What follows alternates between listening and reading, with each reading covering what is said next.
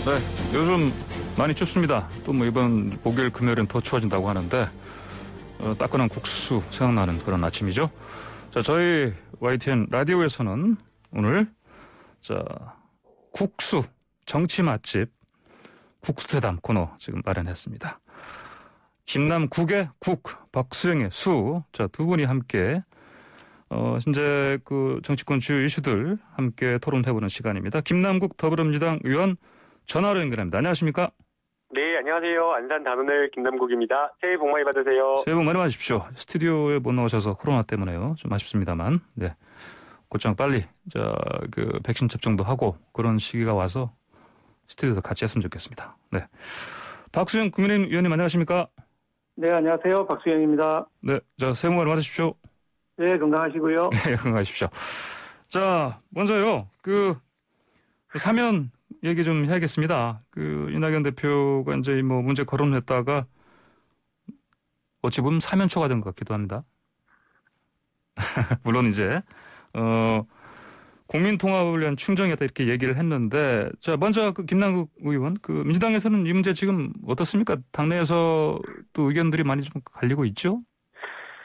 네, 갈리기보다는 네. 대부분의 의견은 사면에 공감하기 어렵다, 반대 의견이 좀 많은 것 같습니다. 반대가 많다. 예. 네, 이제 국민통합이라는 관점에서의 뭐 큰 대의라든가 정치적 명분에 대해서 반대하는 사람은 없을 거라고 저는 생각이 드는데요. 예. 이제 저희가 사실 뭐 계층적으로 세대적으로 갈등과 대립이 좀 크고 또 최근에 이념적으로 갈등이 격화되고 있는 상황 속에서 예. 정치권이 이 이념 대립을 완화시키거나 봉합하는 게 아니라 오히려 조금 더 이렇게 격화시키고 분출시키는 그런 양상을 보이고 있기 때문에 예. 국민 통합이 어떻게 보면 시대적 명분이다, 큰 명분이다, 이런 부분에는 아마 다 동의를 할 겁니다. 그러나 방법에 있어서, 시기에 있어서, 네. 전제, 주체, 여러모로 따져보더라도 지금 사면 논의는 좀 적절하지 않다라고 저는 생각이 드는데요. 예. 기본적으로 이게 용서라고 하는 것은 진정한 사과가 전제되어야 된다고 생각이 듭니다. 예. 우리나라도 1997년도 저희 생각을 해보시면 전두환 전 대통령, 노태우 전 대통령에 대해서 사면이 있었습니다.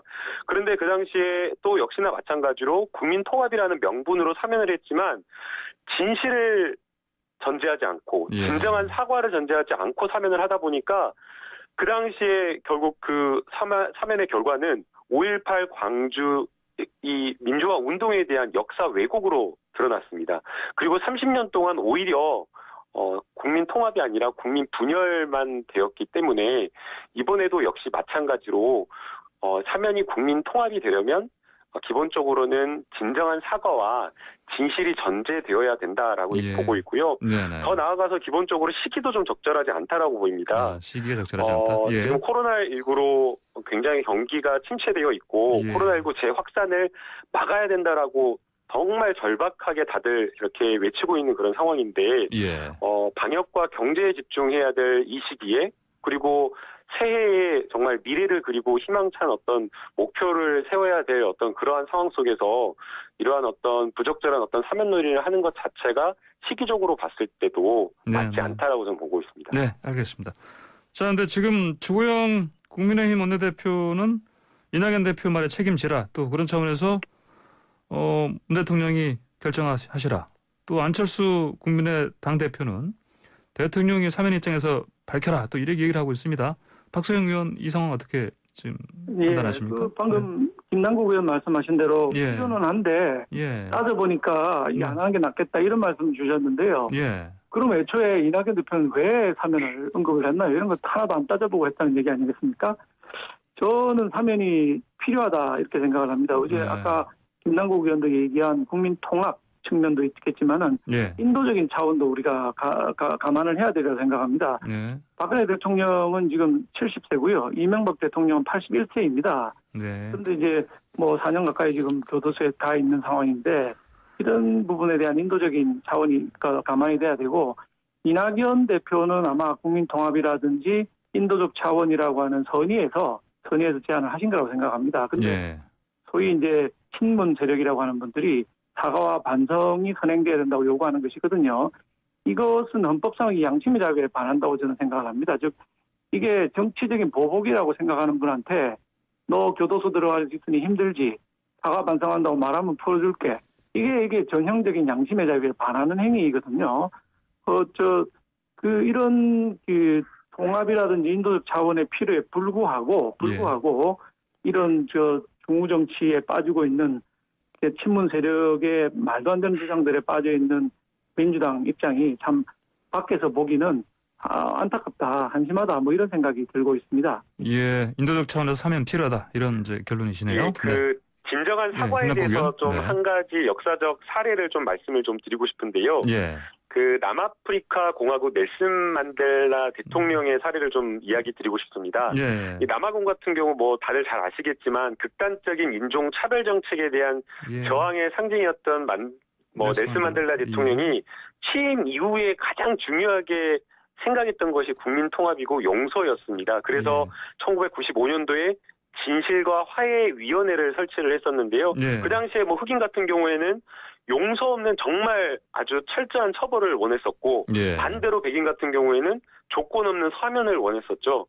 이때 위원회에서 결정을 내린 것이 양심을 통해서 정말 자신 개인이 가지고 있는 양심을 통해서 진실을 고백한 경우에만 사면을 허용해줬습니다. 그래서 피해자와 가해자가 서로 용서하고 화해할 수 있다. 그렇게 할 때만 평화적인 어떤 공동체를 구성할 수 있다라고 봤기 때문인 겁니다. 그래서 이게 지금 무슨 진실을 인정하고 진정한 사과라고 하는 것이 헌법에 반하는 것이 아니고 이것은 아주 상식적인 거다. 이게 전제되지 않으면 역사 앞에 우리가 또 한 번 죄를 짓는 것이 되는 것이기 때문에 만약 정말 국민적인 어떤 진정한 통합과 사면을 필요로 한다면 이 두 전직 대통령이 자신의 과오를 국민들에게 진정으로 반성하고 사과하는 그러한 일이 먼저 전제되고 선행되어야 될 것으로 저는 생각합니다. 네, 김남국 의원께서는 사과 참여가 필요하다 말씀하셨습니다. 전제로. 사과와 반성을 필요하다고 생각을 해서 애초부터 사과와 반성을 요구하면 되지. 처음에는 뭐 조건 없이 사면할 것처럼 얘기하다가 이제 와서 사과와 반성을 얘기한다는 게 그냥 말도 안 되는 선우가 바뀐 거거든요. 사과 반성이 필요하다면 처음부터 사과 반성하라고 얘기를 하든지 했어야 되는 것이지 이게 꼭 그거하고 같아요. 박범계 의원이 법원행정처장한테 의원님 살려주세요 해봐라. 그러면 예산 주겠다.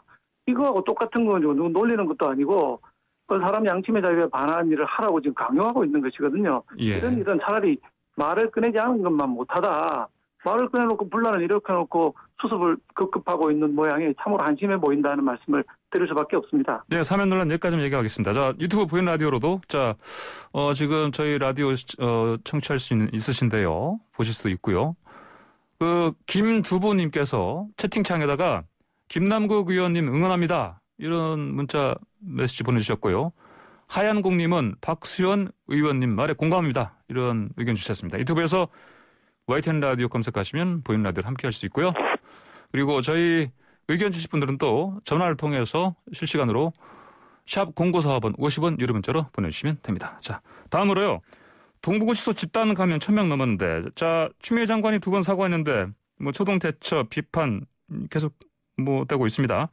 청와대는 참모회의에서 여러 차례 문제 해결 지시했다 이렇게 하는데 김남국 의원님 이게 지시를 했다고 하는데 왜 이렇게 집단 감염까지 시기까지 이르렀을까요? 네, 우선은 이제 어떤 열악한 상황 속에서도 이제 방역에 철저한 대비를 했었어야 됐는데 이제 그러지 못했다라는 점에서 집권 여당의 국회의원으로서 국민 여러분들께 송구스럽다라는 말씀을 먼저 좀 드리고 싶습니다. 이번에 동부구치소에서의 어떤 집단 감염의 원인을 좀 살펴보면 구조적인 어떤 문제와 초기에 대응을 잘못했던 어떤 실수가 겹쳤던 것 같다라는 생각이 듭니다. 먼저 구조적인 어떤 문제를 보게 되면 이 동부구치소가 특유의 어떤 밀폐된 아파트형 구조 그리고 높은 어떤 밀집도를 가지다 보니까 환기도 잘 안 되고 확산이 잘 될 수밖에 없는 어떤 그런 구조를 가졌던 것 같습니다. 그리고 이제 구치소라고 하는 그 특성 때문에 전출입이 자유롭게 이제 자유로운 게 아니라 왔다 갔다 하는 어떤 그런 인원들이 많다 보니까 그렇죠. 미결수들이 많으니까 법정에 나가야 되는 경우가 많지 않습니까? 그리고 이제 이것을 또 구치소에서 통제하라 하는 것이 아니라 예. 사건이 발생하고 범죄가 발생하면 어쩔 수 없이 그쪽대로 이렇게 갈 수밖에 없는 네. 그런 상황이다 보니까 예. 이 통제를 할 수 없는 그러한 한계가 있었던 것으로 보이고요. 네네. 그리고 이제 확진자가 발생했을 때 그런 대응의 문제가 있었던 것으로 보이는데요. 예. 이게 확진자가 발생을 했다. 그러면 철저하게 1인 수용, 분리 수용을 했어야 됐는데 예. 전국적으로 지금 과민을 한 상황입니다. 그러니까 전국적으로 봤을 때 교도소와 구치소가 일일 평균으로 6,000명에서 7,000명 정도 과밀해 있는 상황 초과 수용인 거고요. 네네. 동부구치소 같은 경우에는 일일 한 300에서 400명 정도 과밀한 수용 상황이다 보니까 예. 확진자가 발생한 상황에서 이 확진자들을 어떻게 독거실에 수용할 것인가의 그 대응을 제대로 조금 마련하지 못했다라는 예. 그런 좀 생각이 들고요. 그리고 이제 무엇보다 무증상 확진자에 대한 좀 안일한 대처를 좀 지적을 하고 싶습니다. 네.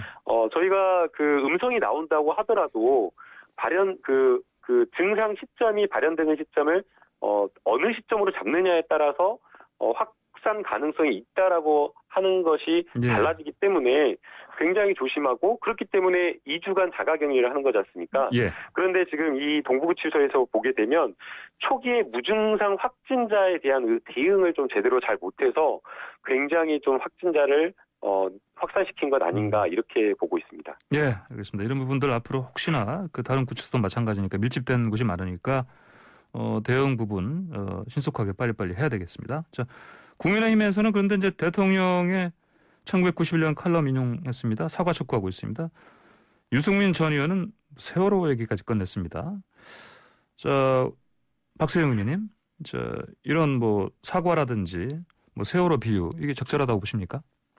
예, 저는 지금 김남국 의원께서 구조적인 문제, 과밀의 문제 이런 거 얘기하셨는데요. 네. 애초에 그걸 몰랐느냐 하면 다 알고 있는 사실이거든요. 우리 구치소에 문제가 있고 교도소에 문제가 있다. 다 알고 있는 사실이면 대책을 만들었어야 되는 거죠, 미리. 다 끝나고 나도 이제 그런 거 되짚어봐야 아무 소용이 없다. 정부의 무능, 무관심, 무대책, 산무가 그대로 드러난 정책이 결과가 아니냐 이렇게 생각합니다. 예. 교도소에 수용돼 있는 수용자들도 인간으로서의 존엄을 갖고 있는 거거든요. 예. 근데 여긴 더구나 구치소예요. 동부구치소는. 미결 구금자들이 있는 곳 아닙니까? 네네. 형사법상 무죄 추정의 원리가 되는 즉 최종 범죄자라고 확정이 되지 않은 상태에 있는 분들이기 때문에 이건 교도소의 수용자보다도 더 인권을 강화해서 도와줘야 되는데 네. 새창살 틈으로 살려달라 그 깃발을 흔들고 수건을 흔들고 이게 이런 일이 정말 이 선진국이라고 하는 우리나라에서 있을 수가 있느냐. 무능, 무관심, 무대책이다. 대통령께서 K방역, 기적 같은 선방을 했다 이렇게 말씀하시고 추미애 장관이 윤석열 총장 찍어내기 몰두하는 사이에 이 일이 일어난 거거든요. 그럼에도 불구하고 사과를 SNS에 2번 올리는 걸로 사과를 하고 말하는데 이 후한무치의 극치라고 생각합니다. 인권 강조하는 대통령이 있고 인권 강조하는 민주당 정부가 들어왔는데 말로만 인권이지 인권은 전혀 관심 없는 무능과 무관심, 무대책의 산무행정의 표본이라고 이렇게 생각을 합니다. 예, 그럼 지금이라도 김남국 의원이 얘기하신 것처럼 시스템 바꿔야 되지 않겠습니까? 어떻게 생각하십니까? 당연히 구조를 개선하고 하는 것들은 시간이 걸리는 부분인데 우선은 과밀해 있기 때문에 양형이 낮은 사람, 구속 수사를 굳이 할 필요가 없는 사람들 같은 경우는 불구속 수사를 해서 집으로 또 보내고 숫자를 줄여야 되는 것이죠. 그래가지고 또 과밀을 없애야 되는 상황인데 그런 노력들을 하고 있는지 의문입니다. 예, 알겠습니다. 자, 다음 주제 넘어가겠습니다. 중대재해 기업처벌법. 이 법안 이거 민주당에서는 이번 주 중에 처리하겠다는 거 아니겠습니까? 법안 소위 오늘 열리죠? 자, 김남국 의원님. 네. 지금 야당과도 조율 중입니까? 네, 야당과 계속 협상 중에 있고요. 오늘 법안 소위가 예정되어 있습니다. 나머지 쟁점들 조율을 하려고 예정하고 있고요. 지금 저희로서는 민주당으로서는 이번 8일에 반드시 중대재해기업처벌법 제정안을 통과시키겠다라는 입장입니다. 매년 2,400명의 노동자가 산재로 사망하고 이게 OECD 국가 1위이다라고 하는 것은 정말 우리나라가 부끄럽게 생각해야 될 일인데요. 이게 5년간 이제 처벌 통계나 이런 것들을 보면 이게 징역이나 금고를 받는 피고인은 2.9% 정도에 그치고요. 예. 대부분은 다 벌금이나 집행유예에 그치는 경우가 상당히 많습니다. 네. 그래서 제가 뭐 변호사 할 때도 현장에서 이야기 들어보면 사냥법은 그냥 그야말로 있으나 마나하다라고 하는 경우가 많고요. 예. 또 현장에 일하시는 근로 노동자들은 안전과 관련되어서는 직접 일하시는 분들이기 때문에 이게 문제다. 이거 고쳐달라라고 하는 것들, 피부로 느끼는 것들 상당히 많거든요. 예. 그런데 이것을 고쳐달라라고 해도 기업에서는 비용 문제라는 그런 것들 때문에 구조적인 문제에 부딪혀서 해결이 안 되는 것들이 많다라고 호소를 하는 경우가 많습니다. 예. 그래서 이러한 문제를 해결하기 위해서라도 중대재해기업처벌법이 반드시 제정돼야 된다라고 보고 있고요. 예. 핵심은 이게 중대재해기업처벌법 누군가를 처벌하는 거 기업을 규제하는 것이 핵심이 아니라 예방하고 안전조치를 할 수 있도록 법을 만드는 겁니다. 그래서 과거에 기업의 어떤 구조적인 문제 차원에서 안 됐던 것을 안전조치 의무를 기업의 그런 이사라든가 경영 책임자들이 확실하게 그러한 것들을 예방 조치를 할 수 있도록 예. 법을 만드는 것이기 때문에 근로자들, 노동자들의 생명과 안전을 신체를 보호하기 위해서라도 이 법이 꼭 통과돼야 된다고 보고 있습니다. 예, 알겠습니다. 앞서 국민의힘에서도 사실 이게 중대재해기업처벌법 이거 원래 정의당이 발의했지만 이 법안 자체에 대해서는 이제 찬성을 했기 때문에 박성현 의원께서도 이 법안 통과시키는 거는 찬성하시죠? 저도 우리나라 산재 사망자가 너무 많기 때문에 예. 법안이 필요하다는 데 대해서는 저도 인정을 하고 있고 우리 당도 전부 예. 필요성에 대해서는 인정을 하고 있습니다. 근데 필요하다고 해서 과잉 입법을 하게 되면 과잉금지의 원칙에 위배되는 겁니다. 우리나라에 1222개의 안전 의무가 있습니다. 예. 이걸 전부 그 기업의 대표한테 짊어지게 하면은 너무 과잉 입법이 되는 것이고요. 한 명만 사망을 해도 대표는 2년 이상의 징역입니다. 한전이 2년입니다. 2년 이상의 징역인데 고의범도 아니고 과실범인데 2년 이상의 징역에 처하게 되면은 기업은 망하라는 거거든요. 예. 대상이 보면요. 어린이집, 산후조리원, 학원, 동네 목욕탕, 카페, 음식점, PC방 이런 데가 다 들어있는데 예. 이런 데서 고의가 아니고 과실로 어떤 이유로 한 명이 사망을 했다. 이러면 2년 이상 징역에 처하는 거예요, 대표가. 그럼 그건 망하지 않겠습니까?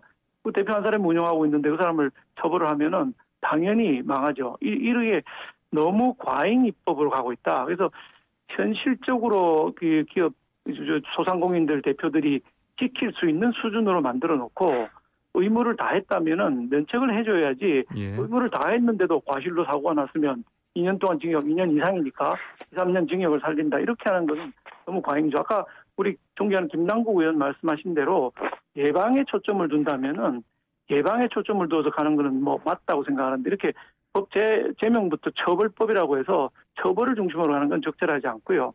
제일 문제가 김남국 의원 말씀하신 대로 8일 날 반드시 통과시킨다. 데드라인을 정해놓고 이렇게 복잡하고 개념 규정도 잘 안 되는 법을 날짜를 정해놓고 밀어붙인다는 것이 완전히 국회를 무시하는 일이라고 생각합니다.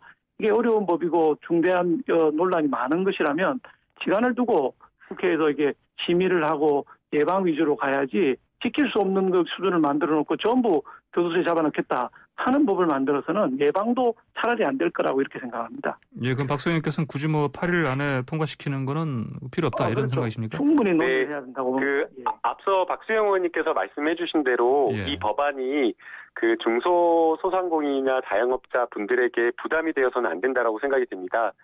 그래서 저도 어제 저희 지역에 계신 자영업자 회장님하고도 두 번이나 통화를 하면서 그런 부분에 대한 우려와 이야기 충분하게 논의를 했고요. 원내대표께서도 이 법을 논의를 할 때에 중소소상공인들이 지금 코로나19로 정말 어려운 상황 속에서 불가피한 피해를 보지 않도록 좀 법안 심사를 할 때에 그런 점을 좀 잘 살펴봐 달라라고 노력을 했기 때문에 이 부분에 대해서는 국민의힘이나 민주당이 같은 의견인 것으로 보이고요. 그리고 입법 심사가 기한을 지켜야 8일 기한을 못 박아서 이렇게 밀어붙이기 아니냐라고 말씀해 주셨는데 지금 국회 앞에서 김용균 씨 어머님과 김한빛 아버님께서 단식을 지금 계속하고 계십니다. 그래서 그런 점을 생각한다면 계속 오랫동안 논의되었던 이 법을 정말 국회가 잠을 줄여서라도 논의해서 빨리 통과시키는 게 맞다라고 보이고요. 쟁점은 이미 다 정리되어 있기 때문에 하루빨리 심사를 해서 1월 8일 본회의에 통과시키는 게 국회의 책임이고 의무라고 저는 보고 있습니다. 예, 알겠습니다. 자, 다음으로 공수처장 관련해서 좀 논의를 좀 이어가겠습니다. 김진욱 후보자 인사청문회 앞두고 있는데 어떻습니까? 이분이 이제 공수처장으로서 적합하다 이렇게 보십니까? 일단 먼저 박수영 의원 말씀해 주십시오. 저희는 그 개인의 문제 이전에 지금 집행정지 신청을 해놓고 있지 않습니까? 우리가 예. 공수처법이 개정됐는데 개정법이 내용상으로도 그렇고 절차상으로도 그렇고 지켜지지 않은 위헌적인 요소 굉장히 많거든요. 절차상에요? 예. 예, 절차상으로도 국회법이 정한 절차를 전혀 지키지 않았고요. 내용상으로도 정치적 중립성을 담보하던 우리 야당의 비토권 이걸 박탈을 했지 않습니까? 그래서 이 부분에 대한 법원의 판단이 우선돼야 될 거라 생각하고요. 예. 법원의 이 판결은 이제 결정은 법원의 집행적인 결정은 모레죠? 있는 결정은 법원의 몫이기 때문에 어떤 쪽으로 나갈지 예단하기는 어렵습니다만은 집행정지가 받아들여지면은 새로운 인물을 발굴해야 되는데 우리 김대중 대통령께서 초대 비서실장으로 민정당 출신 김중권, 그다음에 초대 통일부 장관으로 보수에 속하던 강인덕 장관을 임명한 사례를 우리가 잊지 말아야 할 거라고 생각합니다. 처음 출범할 때 상대방이 인정하는 인물로 하게 되면 이런 논란 없이 잘 진행될 수 있는 것이거든요. 그런 여유, 그런 상상력, 정치적인 유연성 이런 게 못내 아쉽다 이런 말씀드리고요. 집행정지가 만약 받아들여지지 않는다면은 이제 인사청문회로 가야 되는데 인사청문회에서는 우리 김진욱 후보자는 법관 경력이 3년밖에 없습니다. 그래서 검사로서 역할한 거는 특검의 수사관으로 조금 한 것밖에는 없는 상황이라서 수사 경험 부족한 거하고 그다음에 도덕적인 문제로 대치동에 집은 없지만 전세를 12억짜리 살고 있다는데 이런 부분이 과연 청렴한 공수처장 자리에 적합한 것인지 분명히 따져봐야 될 거라고 생각합니다. 예, 알겠습니다. 김남국 의원께서는 어떤 관점에서 지금 상황을 보고 계십니까? 네, 우선은 법원의 집행정지가 신청이 되었다고 해서 깜짝 놀랐었는데요. 좀 집행정지 신청한 내용을 보니까 크게 걱정할 것은 아니라고 생각이 들었습니다.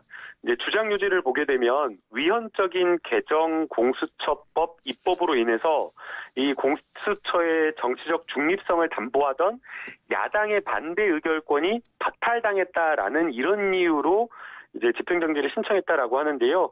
결국에는 이제 이 주장 요지는 법률적인 어떤 절차적인 흠결을 근거로 해서 집행정지를 신청한 것이 아니라 정치적인 어떤 주장을 하고 있는 것으로 보이기 때문에 집행정지 요건에는 맞지는 않는 것으로 보이고요. 또 지금 사실관계를 좀 찾아보니까 7명 전원이 참석해서 개회를 했고 2명이 회의 도중에 이제 반발하면서 퇴장을 했다라고 했기 때문에 의사정족수나 의결정족수에는 문제가 없었던 것으로 보입니다. 그래서 집행정지는 크게 걱정은 안 된다라고 지금 보고 있고요. 그다음에 이제 김진욱 후보자의 자질과 관련되어서는 인사청문회를 이제 곧 거쳐서 제대로 좀 저희가 좀 따져볼 필요는 있다라고 보이는데요. 많이 이제 지적하시는 게 공수처장인데 수사기관인데 수사 경력이 너무 짧은 것 아니냐라는 그런 지적을 하는 것 같습니다. 그러나 저는 오히려 검사가 아닌 것이 더 바람직하다라고 보고 있는데요. 기본적으로 공수처는 고위공직자를 수사하면서 동시에 검찰을 견제하는 기구가 되어야 되기 때문에 같은 식구인 검사 출신의 공수처장보다는 정치적으로 좀 중립적이고 독립적인 판사 출신의 후보자가 더 적절하다라고 보이고요. 또 비록 수사 경력은 짧지만 공수처장이 직접 수사를 하는 것은 아니잖아요. 공수처장은 지휘관으로서, 공수처장은 조직을 이끄는 리더로서 쭉 사건을 관리하고 정치적 중립이나 이런 것들을 지켜주면 되기 때문에 수사 경력은 크게 문제되지 않을 것으로 보이고요. 오히려 제가 주변에 법조인들 여러분들로부터 이야기를 들어보면 굉장히 인품이나 성품이 훌륭하시고 학구적이시고 또 정치적으로 중립적인 이런 어떤 그런 것들을 갖추셨다라고 이야기를 들었기 때문에 무리 없는 후보자라고 생각이 들고요.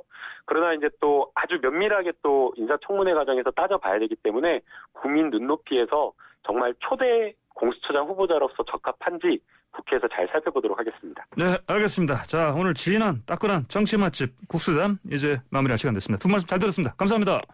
네, 감사합니다. 네, 지금까지 김남국 더불어민주당 의원, 박수영 국민의힘 의원과 함께했습니다.